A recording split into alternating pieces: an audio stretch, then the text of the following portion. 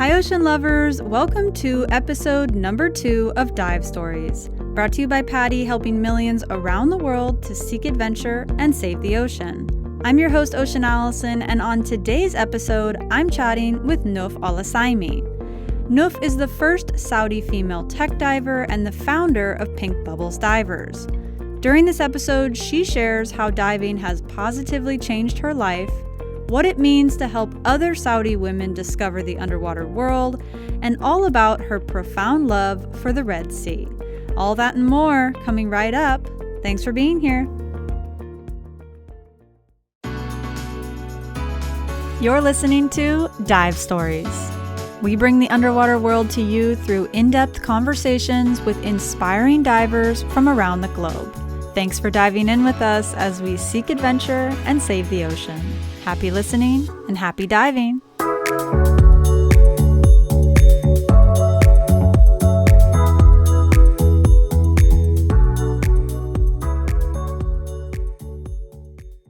Today's Dive Stories guest is PADI ambassador, dive instructor, and tech diver, Nouf Alosaimi.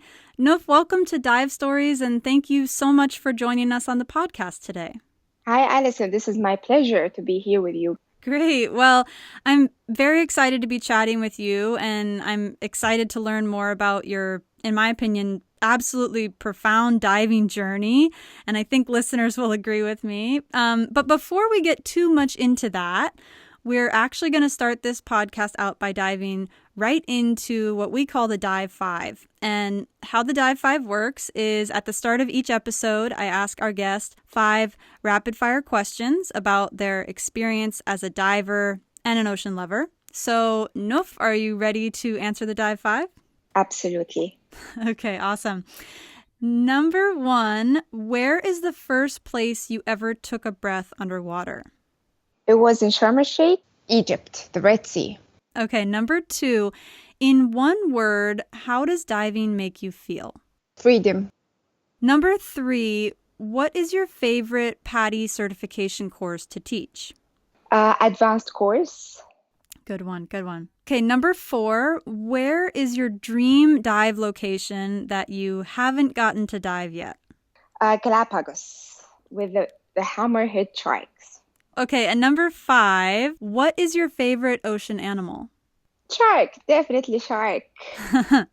Amazing. Well, thank you so much for answering the Dive 5. We're going to get a little more in depth now by jumping into the core of the interview. And I want to start out by asking you about the Red Sea, because clearly the Red Sea is a major part of your identity as a scuba diver. It's where you took your first breaths underwater, like you just mentioned, in the Dive 5. It's also your Instagram handle. You're at Red Sea Citizen. And, you know, I'd love if you could paint a picture, so to speak, for myself and the listeners at home. What's it like when you slip beneath the surface and you dive in the Red Sea? So the Red Sea is surrounded by deserts usually and a very plain nature. You don't really see a lot of greens and colors around the Red Sea surface, like on the lands that surrounds the Red Sea. So the moment that you just put your mask on and you just look down, you see all the colors. It's like you're entering an art gallery, but it's natural art gallery, and it's really breathtaking views. And you just see all the fishes, all the colors, all the coral reefs are together. It's like music underwater, but you don't hear anything. It's beautiful. And that's why I'm so in love with the Red Sea, especially also the visibility here. It's perfect to see like 30 meters below, and it's always warm all year round. So this is why I love the Red Sea. Wow. Thank you for sharing such a beautiful description. I feel like when you were describing what it's like to dive in the Red Sea, I could really feel your love for it shining through, and your description of kind of the stark contrast between the land and then you slip beneath the surface and then it's like, wow. So thank you so much for sharing. With that being said, though, you just described the underwater world in just such a beautiful way. I believe that your relationship with the underwater world, it wasn't always like this. What kind of dynamic did you have with the sea as a child growing up? To be honest, Alison, I grew up on the top of the mountain. I was a bit far from the sea. My relationship with the sea was just when we travel and we go like to cities that has beaches. I go swim in the beach with my family, with my dad. So I didn't really know that there is such a world exists underwater, like the Red Sea, the coral reefs, all these things. The only thing that I see is water, and I didn't have any clue about scuba diving before. So, with that dynamic, growing up in the mountains and only very rarely visiting the sea, how did it first come about that you actually became a scuba diver? Because I grew up in the mountain, I was a bit connected to the nature, but not the underwater nature. So I loved the nature since I was child. But when something that you didn't know that it exists and you just discovered out about it and it's beautiful, that what happened with me with scuba diving. So that's why it's blowed my mind and it changed my life. So I was on a trip in Egypt and the tour guide just asked me if I would love to try a scuba diving. I said, yes, I love to try new stuff. I like adventure. I like to do new things in my life. So that moment when he just took me underwater and I've never seen these things before, that was the moment that changed my life forever. I think I just found my purpose in life. I just want to be there. That's the place where I really felt I belong, underwater. And now, like for, I think, 11 years, I'm just in love with the water. And it's my priority in life is the Red Sea and scuba diving from just one breath underwater. Wow. Amazing. Amazing. So from those initial diving experiences, like you said, you just have so immersed yourself in the world of diving. You're now a PADI master scuba diver trainer, a trimix diver, the first Saudi female tech diver. You're clearly a very accomplished professional scuba diver. Now, as a Saudi Arabian woman, I imagine that over the years, to get to that level, you've met some barriers to entry, including things like restrictions on where you can dive, maybe how you can get to dive sites.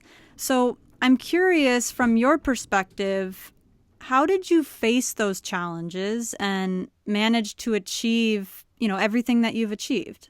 To be honest, Addison, yeah, you just say the right word. It's challenges, and everything in life, it has challenges. There's nothing easy, but it's your choice if you just want to enjoy the challenges or you just want to give up and find something else. As a female diver, when I tried diving for the first time, it wasn't in Saudi, it was in Egypt. I used to live in the UK at that time, and whenever I have a holiday, I just travel to Egypt and to get my scuba diving license. So I wasn't very aware of the diving community in Saudi Arabia, and I wasn't really thinking how it's gonna be when I come back to Saudi, and as a female diver, I'm diving in Saudi. I came to Saudi in 2010 in summer holiday, and I got my rescue diving course here in Saudi with a female diving instructor. So when I found that female diving instructor at that time, so I thought there is a possibility for me to continue diving and to become instructor. So I started to take course after course and to gain more experience, and I became a scuba diving instructor. But when I finished my course, I didn't teach in Saudi. I was teaching in Egypt because it was a bit difficult for me to have an access to all the beaches here in Saudi, and I won't be able to gain the same experience I will get in Egypt. So I decided to live in Egypt for 3 years and to gain most of my diving experience from Egypt. But in 2015, I decided to come in Saudi no matter what to teach the Saudi females scuba diving because it's worth it and they deserve to have this experience because they live by the sea, and they really deserve to have this and to see the beauty that I saw. And maybe I could change somebody's life as diving changed my life as well. So when I came to Saudi, in the beginning, I have to be low profile. First Women Dive Day, it was a bit low profile because we don't want to have all the attention. And in the beginning, it was very difficult to find beaches to do the PADI event. And that's the challenges I faced in the beginning and as a Saudi female. But now Saudi females are part of the world. We have a lot of female scuba divers getting bigger and bigger, and we have more divers joining the community of diving. So I think despite all the challenges we have, Saudi women are strong to get and achieve their goals.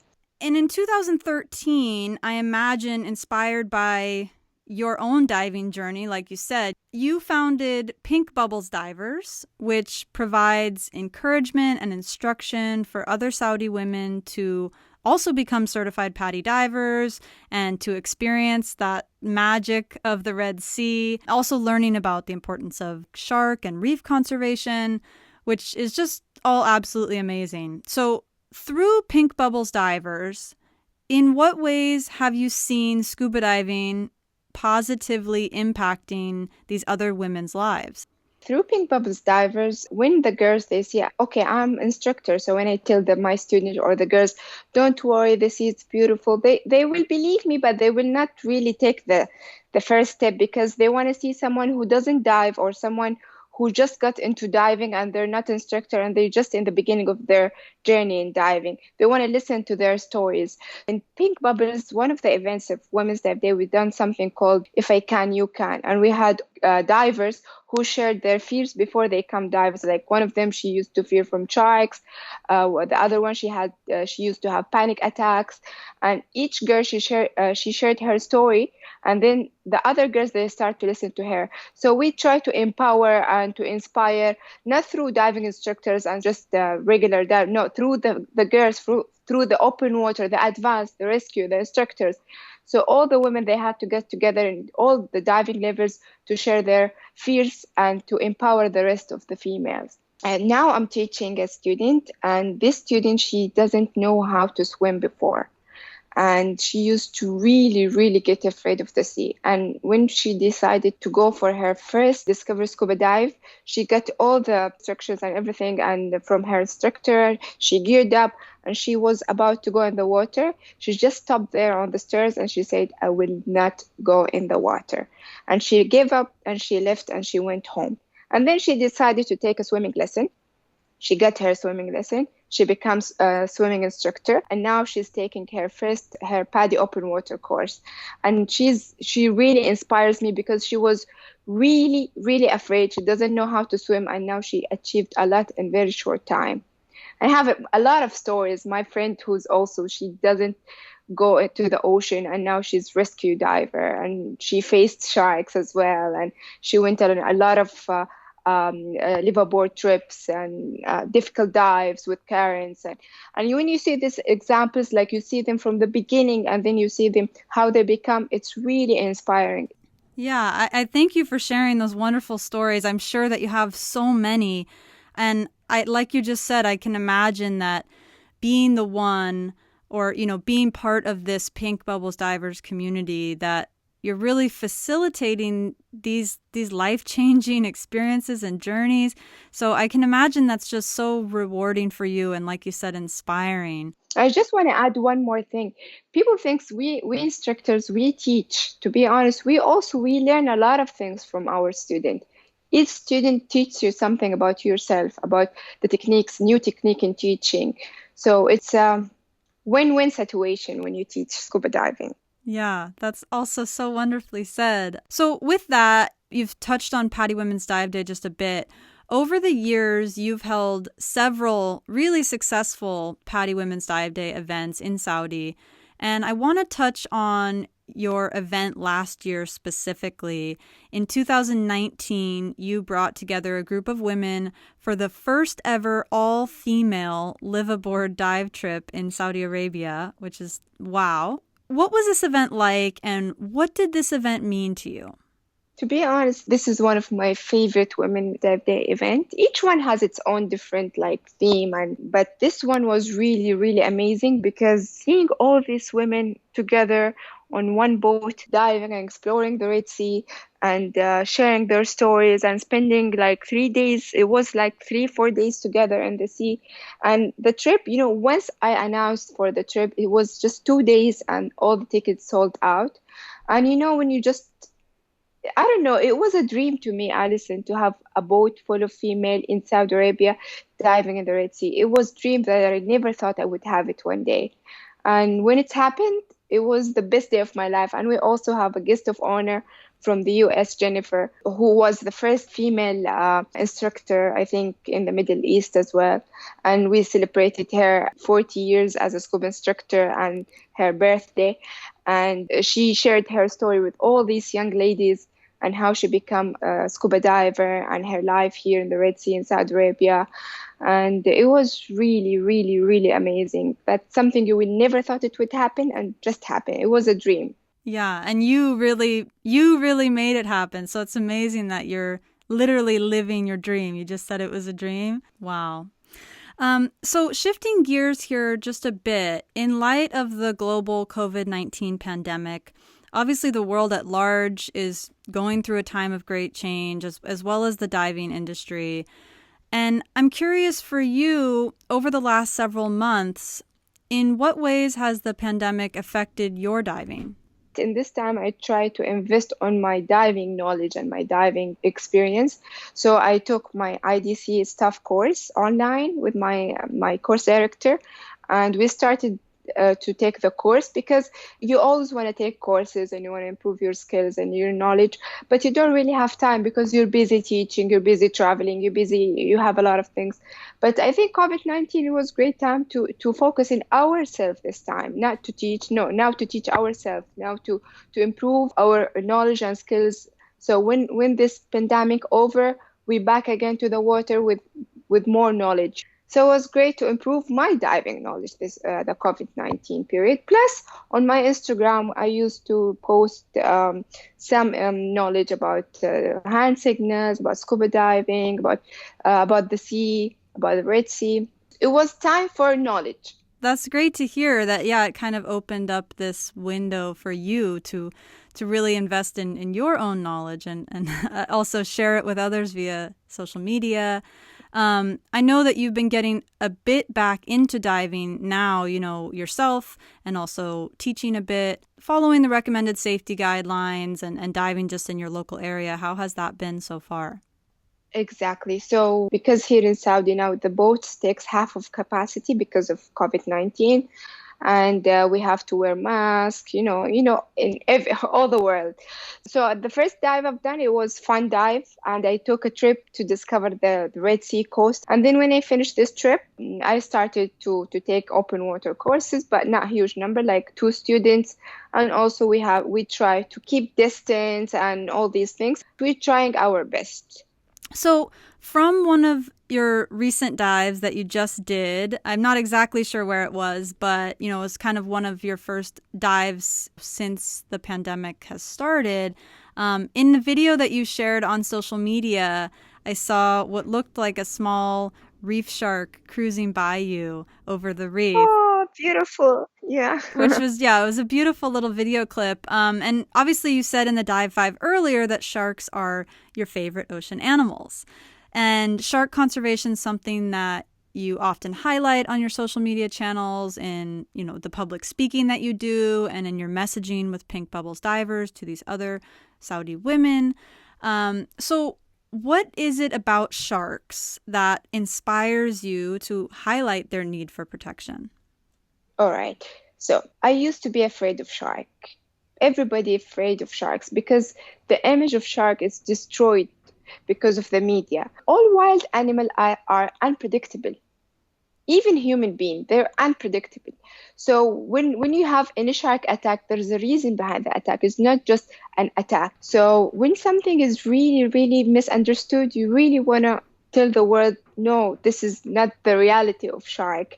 And plus, the shark, it plays a main role in the oceans. They are on the top of the food chain, and they keep the balance of the ocean and the ecosystem, and they are in danger. That's the reason. When I saw my first shark underwater and nothing happened to me, and it was really, really majesty, really beautiful, just swam by me and didn't even look at me.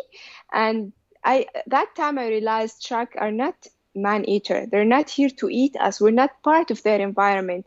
And people doesn't know that. And I don't blame people, because I used to be the same as well. But when I started diving and I saw the shark, I started reading and to see what's happening in the world, because I am connected to the ocean. I understood shark now. I understand shark now.